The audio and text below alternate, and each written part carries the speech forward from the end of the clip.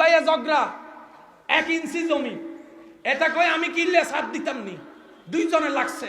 এবার তৃতীয় পক্ষ বড় ভাইয়েরা যায়, এরা কয় দেখছেন নি আপনার জায়গায় আমি হলে তো 5টা মামলা দিতাম।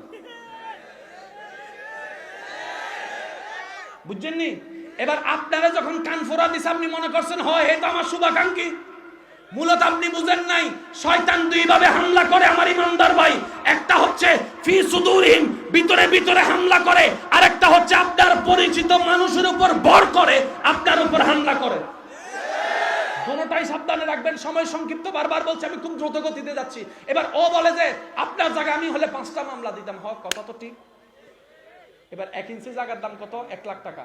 এই 2 ভাইয়ের মামলা চলতে চলতে চলতে চলতে চলতে চলতে কালাদারি সাদা হয়ে গেছে গা, কালাদারি সাদা হয়ে গেছে।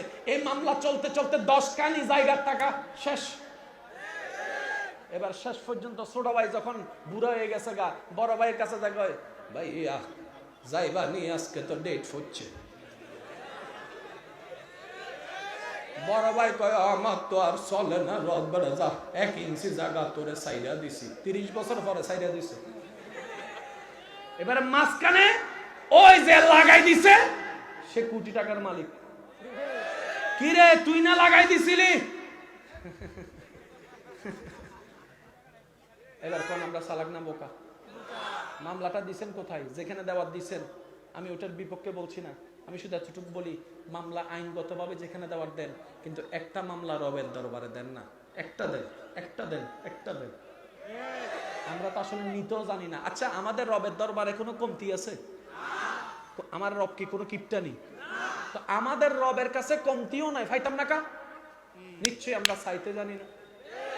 এবার আসেন, আপনার মোবাইলটা যদি, ভাইয়া প্লিজ প্লিজ একটু একটু কোয়াইট, আপনার মোবাইলটা যদি আমার ছেলে ভাঙে, ওই মোবাইলের ড্যামারিজ আমাকে দিতে হবে। কেন? আমি ছেলের বাবা। জোরে বলেন না। আপনার মোবাইলটা যদি ওনার ভাইয়ে ভাঙে, প্রেজেন্ট উনি হিসেবে ড্যামারিজ ওনাকে দিতে হবে, কারণ উনি ভাইয়ের ভাই। তাহলে আপনার জায়গা খাইছে কেডা? ভাই কোন না, আপনার জায়গা খাইছে কেডা? এটা আপনার কি? জোরে কোন আপনার কি?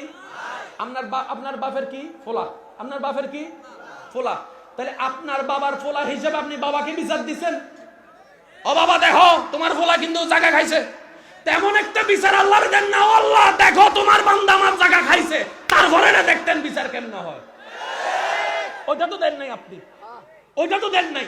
এবার আসেন, আপনার জমানায়, আপনার এলাকায়, আপনার বংশে, আপনার পরিচিতির ভিতরে এমন অনেক দেখেছেন দাদা কোটিপতি, তার দাদা কোটিপতি, কিন্তু নাতির বেলায় আইসা